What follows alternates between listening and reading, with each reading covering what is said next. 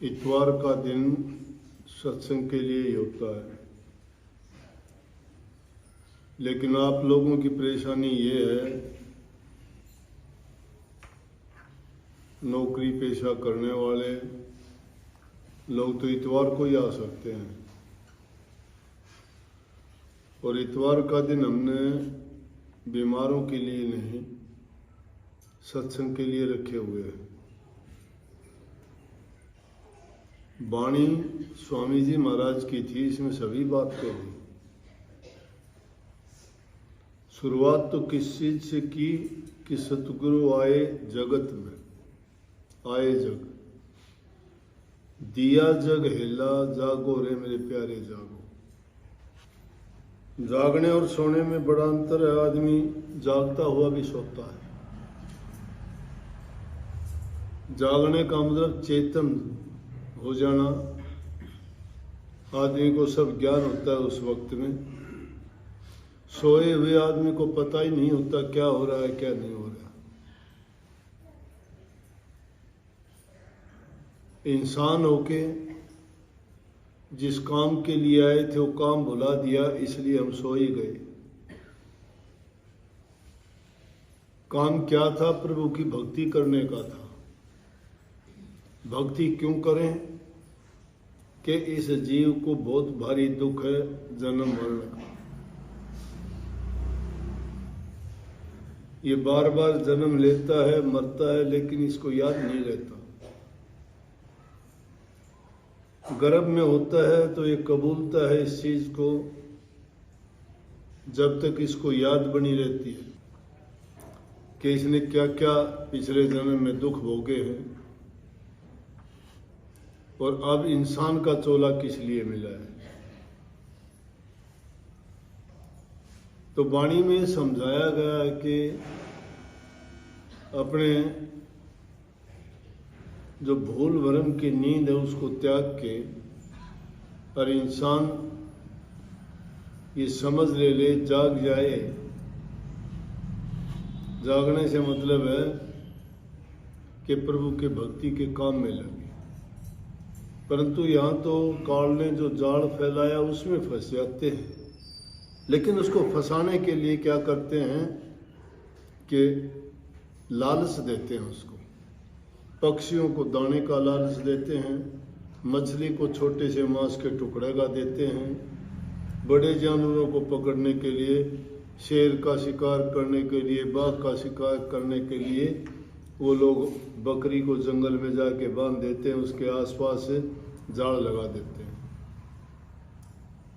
वो सोचता है कि मैं इसको पकड़ूंगा जाके इसको, क्योंकि वो उसका आहार है उसको खाने के लिए। लेकिन उसको ये नहीं पता कि ये तेरे साथ धोखा है। उसको पकड़ने के लिए जाता है, उसमें फंस जाता है। पक्षी चोगा चुगने के लिए जाता है, उसमें फंस जाता है। इस जीव को फंसाने के लिए काल ने भी जाल रच दिए, कहीं लालच का, कहीं स्वार्थ का, कहीं इंद्रिय भोगों के स्वाद का, आनंद का। और ये जीव उस चीज को छोड़ के उस पक्षी की तरह खींचा चला जाता है कि मेरे लिए चोगा बड़ा सुलभ मिल गया, ढूंढने की जरूरत नहीं है। ये नहीं सोचता कि तुझे फंसाने के लिए जाल है। ये काल ने इतना प्रपंच रच दिया कि जीव सोचता है कि हाँ सब मेरे लिए है, मेरा सुख के लिए, मेरे आराम के लिए, मेरे स्वाद के लिए, मेरे आनंद के लिए। और जिंदगी को पाके बड़ा खुश रहता है कि देखो मुझे सब आनंद भोग पदार्थ प्राप्त है। परंतु ये नहीं सोचता कि जिन चीजों को तुम पाके आनंद और खुशी लेना चाहता है वो बाद में दुख में बदलेंगे। इसका परिणाम बहुत बुरा होगा। फिर 84 में जकड़े जाओगे। लेकिन भूल हम नहीं देखते। शराब पीते हैं, दूसरे नशे करते हैं लोग, सुल्फा, गांजा, भांग, अफीम, चरस बर्बाद होते हुए देखते हैं। नौजवान बच्चों को बुरी लत पड़ जाती है। घर वाले आते हैं बेचारे कि सब कुछ बर्बाद कर दिया। अरे सबसे कीमती तो इंसान का जीवन है। आदमी का धन गया, कुछ नहीं गया,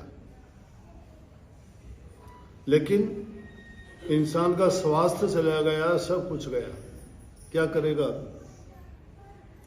जिस इंसान का स्वास्थ्य सही नहीं है वो क्या करेगा? रोग लग गई, बीमारी लग गई, कोई बुरी आदत लग गई, उसका गुलाम बन जाता है, उसको कुछ नहीं चाहिए। जवान उम्र में चेहरे खिले हुए होने चाहिए इस फूल की तरह से, लेकिन जवान जवान बच्चों के मुरझाए हुए चेहरे देखोगे, टाइम से पहले मृत्यु हो जाती है। उनको किसी चीज का शौक नहीं, ना पढ़ाई का, ना लिखाई का, ना रोजगार का, ना कोई चीज अपने जीवन को ऊंचा उठाने का नहीं, क्योंकि वो आदत उनको ऐसा कब्जा लेती है कि उनकी बुद्धि को खराब कर देती है। कोई ज्ञान विवेक समझ बूझ नहीं रहती। वो सोचता है मैं जो करता हूँ वो सही है, और जब उसको चीज़ नहीं मिलती उसके लिए गिड़गिड़ाता है, लोगों के पैर पकड़ता है, अपनी चीज़ों को गिरवी रख देता है, लेकिन वो चाहिए उसको, क्योंकि उसके अंदर, शरीर के अंदर उसने ऐसी कीड़े पैदा कर लिए हैं जो उसी चीज़ को चाहते हैं, बर्बाद हो जाता है। किस चीज़ से हुआ? काल के जाड़ के कारण। इसलिए सतगुरु आके हेला दे के कहते हैं जागो रे मेरे प्यारे जागो।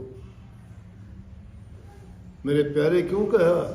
कि तुम भी उसी घर से आए हो, परमात्मा के घर से, और मैं भी उनका हुक्म लेके तुम्हें सुझाने के लिए, जगाने के लिए, चेताने के लिए, समझाने के लिए, और तुम्हें तुम्हारा असलियत से अवगत कराने के लिए आया हूं।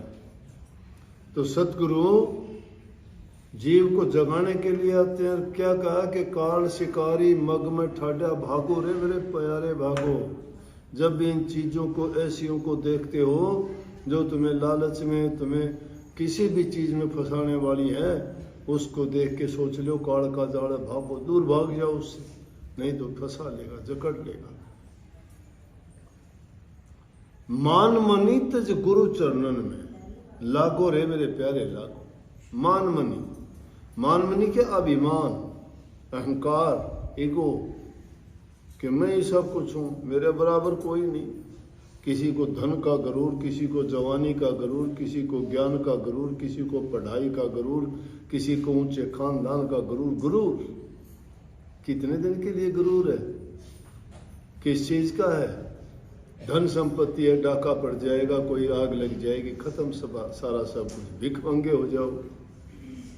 शरीर का, ताकत का, बल का गरूर करते हो, रोग बीमारी लग जाएगी, लकवा लग जाएगा, हाथ लटकता रहेगा, कहीं पान लटकता रहेगा, क्या होगा? क्या जिंदगी रह जाएगी? किसी कर्म के नहीं रहोगे, पानी का गिलास उठाने लायक नहीं, दूसरे लोग उठा के लेके जाएंगे। कितने दिन का रहा गरूर? कितने दिन के लिए रहता है? इसलिए कहा कि मान मनी, धन का भी ना करो और किसी चीज का अभिमान, किसी भी चीज का ना करो। परमात्मा का शुक्र करो कि उसने इतना सुंदर शरीर दिया है, उसको पाके नेक काम करो।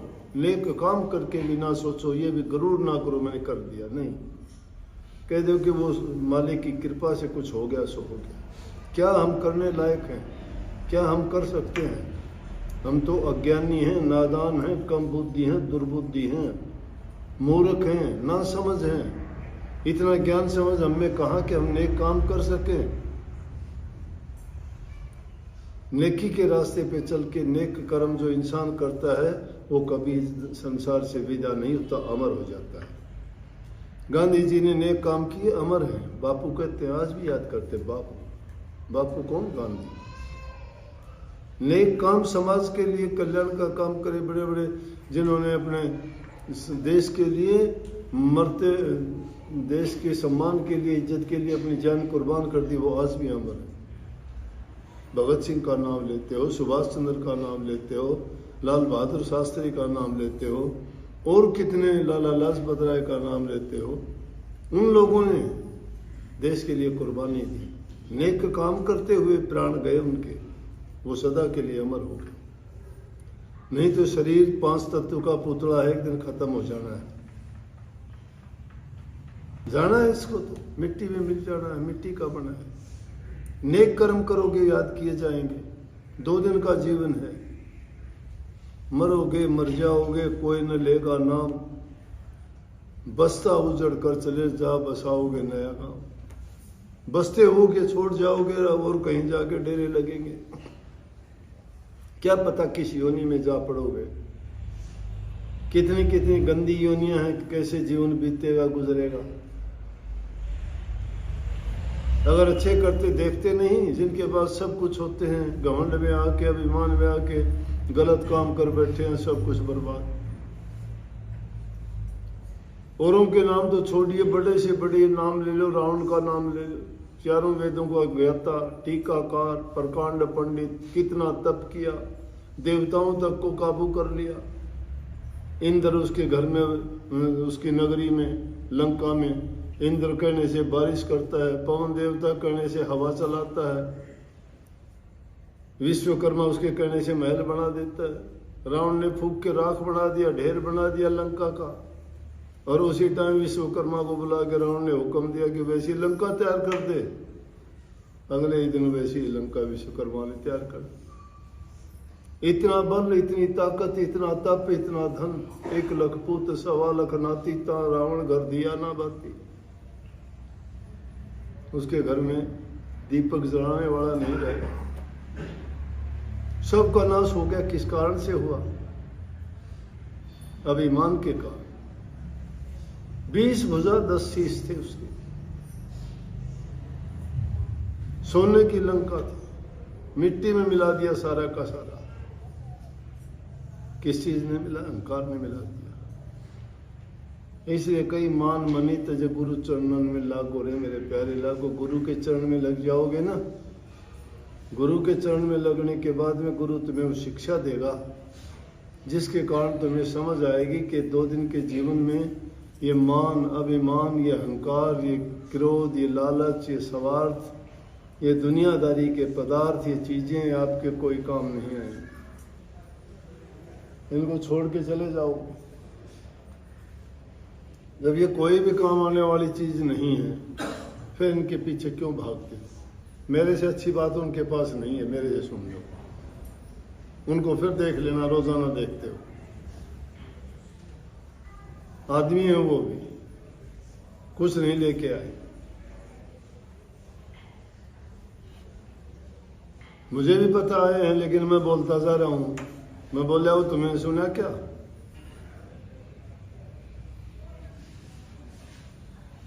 यही भूल है इंसान का, यूं भागता है, मतलब की चीज छोड़ देता है, बेमतलब की चीज की ओर भागा चला जाता है, भटक जाता है। भटको मत। इस दुनिया में अनेकों चीज ऐसे आएंगी जो तुम्हें भटकाएंगी। उस भटकाव से बचना है, और गुरु के वचन को, गुरु की आज्ञा को मान के उसमें चलोगे तो तुम्हारा जीवन सफल हो जाएगा। ये है गुरु का जगाना। और इस तरह से हम सोए हुए हैं तो सतगुरु हेला दे, आवाज देने का मतलब है। आवाज कौन सी होती है? सत्संगों के माध्यम से उपदेश करना, शिक्षा देना। ये आपसी वाद विवाद त्याग के, घरों के लड़ाई झगड़े त्याग के, जबान से मंदा बोलना, किसी को बुरा बोलना बहुत बुरा है। अगर जबान से कुछ कर सकते हो तो मीठा बोलो। मीठा बोलने वाला दूसरों को भी अपना बना लेता है, बुरा बोलने वाला मित्र को भी दुश्मन बना देता है। अच्छे लोगों की संगति करोगे, अच्छे बन जाओगे। बुरों की संगति करने से इंसान के विचार ख्यालात बिगड़ जाते हैं, जो उसके जीवन को बर्बाद कर देते हैं। नेक इंसानों का संग करो, नेकी किया करो, भलाई के काम करो, बूढ़े बुजुर्ग, माँ बाप, सास ससुर, उनकी सेवा करो, इज्जत करो, दीन गरीब दुखी की मदद करो। इससे बढ़ के कोई धर्म नहीं है दुनिया में। और जो इन बातों को मान के इन बातों पर चलता है, वो इंसान कभी दुखी नहीं होता। उसको परमात्मा की तरफ से आशीर्वाद मिलता है। वो कहता है मेरी संतान को जो खुश रखता है मैं उससे खुश हूं। परमात्मा की संतान हम सब हैं। आपस में तुम एक दूसरे का विरोध करते हो, थोड़े से जीवन के कारण किसी से झगड़ा, किसी से लड़ाई, क्या मिलेगा? तुम्हारा दिमाग खराब, अगले की खराबी, दुनिया की हंसी तमाशा बन जाओगे। न तुम्हारे हाथ पल्ले कुछ, ना और कुछ। रोते रोते आए थे, रोते रोते जिंदगी फिर गुजार दोगे। इसलिए आदमी को थोड़ा संयम और धैर्य रख के देखना चाहिए। अगर तुम धैर्य रखोगे, सारा का सारा अच्छा हो जाएगा वक्त आने। जल्दबाजी ना करो। कोई भी काम करना हो तो उसके बारे में, अगर है बुरा काम है, सोचो, 2 बार सोचो, 4 बार सोचो, उसके बाद करो। लेकिन नेक काम करना हो तो देर ना करो, क्योंकि मन है ये पता नहीं कब बहका देगा। नेक काम करते हुए देर ना करो, बुरा काम करते हुए 1000 बार सोचो, बच जाओगे। और मैं तो सीधी बात बताया करता हूं भाई कि आदमी का सब कुछ बनाने वाला, बिगाड़ने वाला आदमी स्वयं खुद है। खुद अच्छा बर्ताव करोगे, तुम्हारे साथ अच्छा बर्ताव होगा। तुम बुरा करोगे, तुम्हारा अपना आप बुरा होगा। लेख लिखने वाले के पास कोई कलम, दवा, स्याही नहीं है, फिर भी वो सबके लेख लिखता रहता है। एक एक पल का सब लेखा है उसके पास,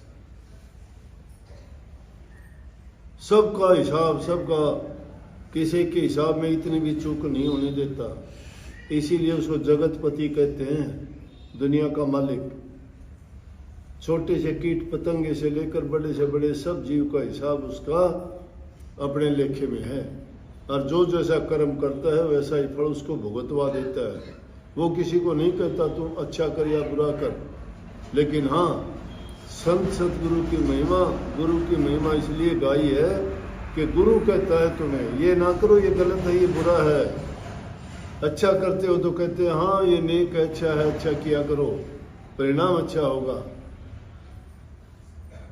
इसलिए गुरु का वचन हमें सुधारता है, जीवन को बनाता है, संवारता है, और उससे हमें खुशी मिलती है। तो भाई सब कुछ अपने हाथ है।